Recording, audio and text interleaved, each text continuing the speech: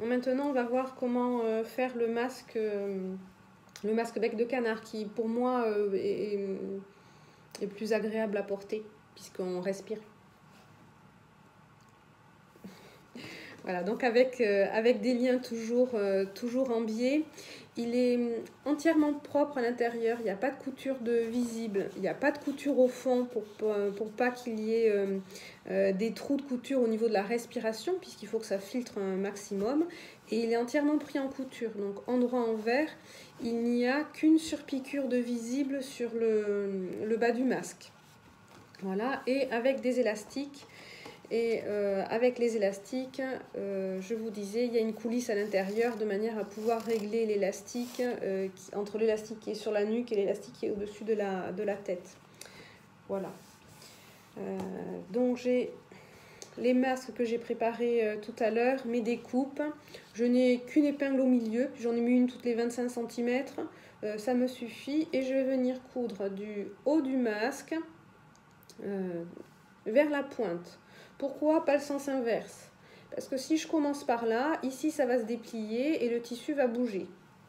Alors que si je commence par là, de suite je démarre certes sur les épaisseurs, mais je vais être précise et comme ça va être le haut de mon masque qui va se trouver au niveau sur les joues, c'est ce qui va être visible. Donc marche avant, marche arrière. Et je viens jusqu'à l'extrémité. Idem de l'autre côté.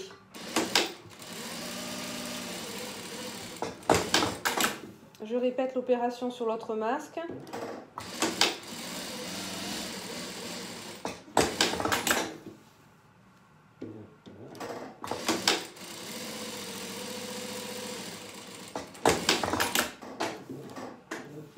Je peux enlever mes épingles.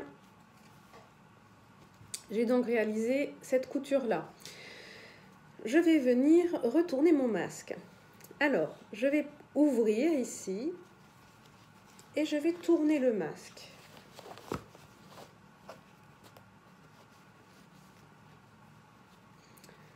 Ici, c'est mon intérieur. Ici, c'est ma troisième couche. Ici, ma valeur de couture qui a été cousue. Et là, l'intérieur définitif du masque. Je ne sais pas si vous voyez où je suis. Alors, pour vous montrer. Donc ici, j'ai ma couture, j'ai ma valeur de couture qui est toute droite. Ici, je plie ce petit rebord dans la continuité de la couture. Ici, la continuité de la couture. Et je vais venir plier ce petit rabat sur l'autre couture. Je ne sais pas si vous voyez. Sur l'autre couture. Et en fait, ça va me plier la valeur de l'ourlet. De mon nouvel ourlet à faire. Je déplie. Je peux mettre une épingle là. Vous pouvez mettre une épingle. Hop. Hop. Bon, là, c'est du pliage. Et là, j'y arrive pas. Je mets une épingle.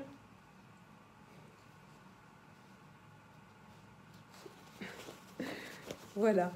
Donc là, on a quelque chose de propre et de bien plié au niveau de l'angle. Je fais pareil de l'autre côté. Enfin, j'essaie. Je plie en continuité. Je viens plier sur cette pliure, sur tout le rebord du masque, en continuité du rebord de masque. Et du coup, ça me fait la valeur d'ourlet. Je replie et je mets une épingle.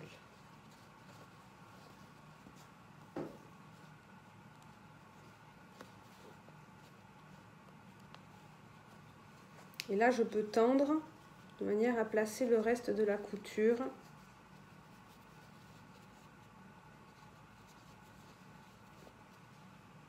Et mettre une autre épingle si vous le voulez. Je marque avec les ongles. Pour moi, c'est une habitude. Et voilà, j'ai la couture à faire qui va être ici. Donc on va d'abord faire le masque avec les liens en biais qui est très simple. Donc je vais faire cette couture là sur le côté. Marche avant, marche arrière.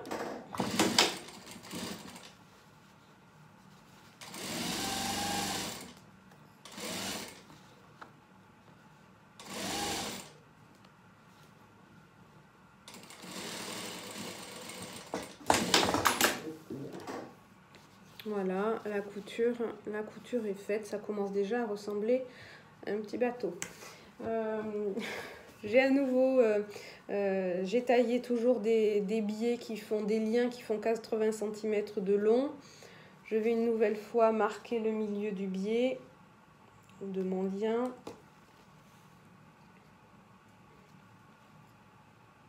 Avec une épingle. Je plie l'extrémité du biais et je le couds.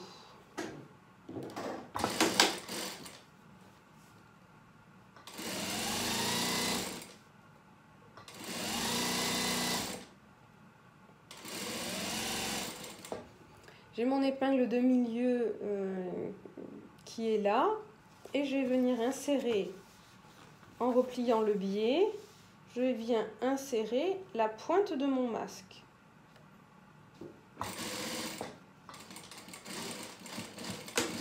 Marche avant, marche arrière et je continue de coudre mon biais.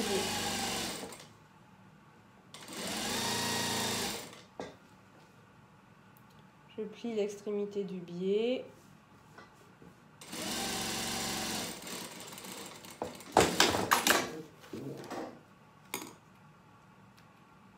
Je coupe les fils et donc nous avons un lien qui est cousu sur le côté du masque. Bon, désolée pour la couleur du biais, hein, j'ai plus que ça. C'est pas terrible. Je vais faire l'autre côté. Je couds le biais, l'extrémité.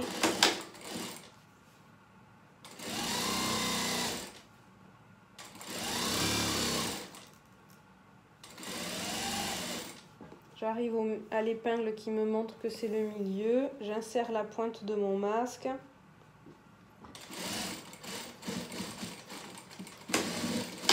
Marche avant, marche arrière pour pas que ça craque. Et je finis mon lien.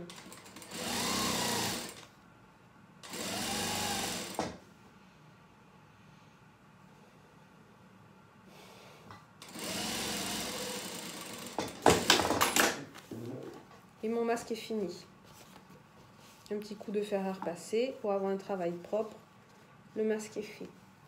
On va maintenant passer à l'autre masque qui va avoir des élastiques avec une coulisse pour pouvoir régler l'élastique au mieux. Donc une fois de plus, je retourne mon masque.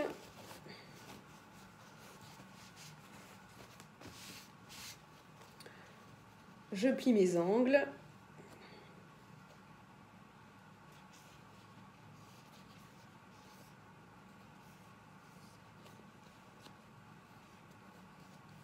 Je mets une épingle.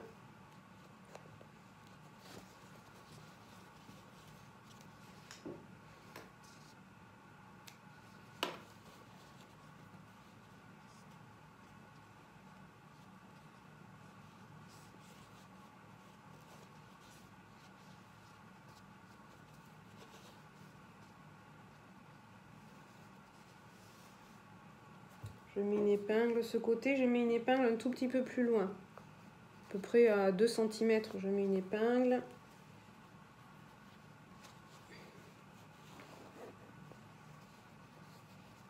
Mon tissu est de qualité, donc il se place et il se plie facilement.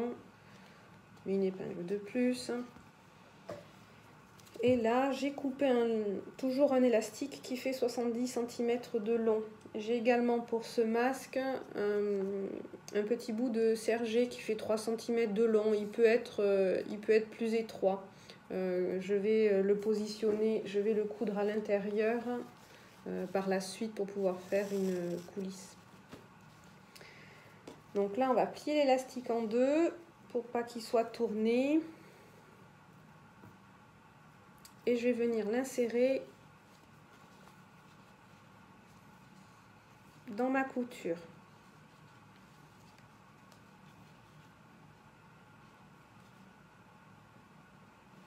Comme ça, je démarre. Je fais une marche avant, marche arrière. J'arrive sur l'élastique à nouveau, marche avant, marche arrière. Je vais jusqu'à l'extrémité, je fais un arrêt.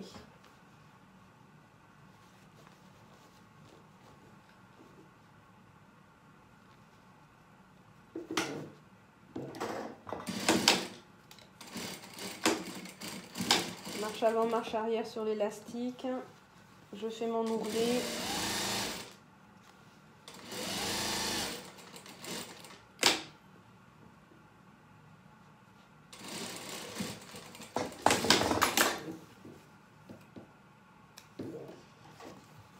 Et voilà, mon élastique est cousu à l'extrémité. À l'intérieur, je plie mon petit bout de sergé, je le marque, voilà, un demi-centimètre, et je vais venir le coudre à l'intérieur.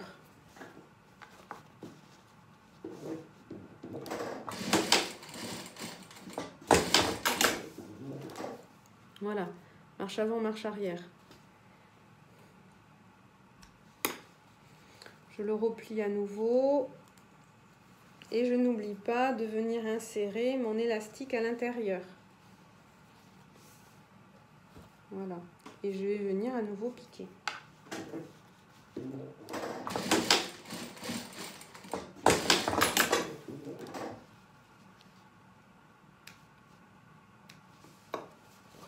Et voilà, la coulisse est faite. Mon masque, bec de canard avec élastique est fini. Merci.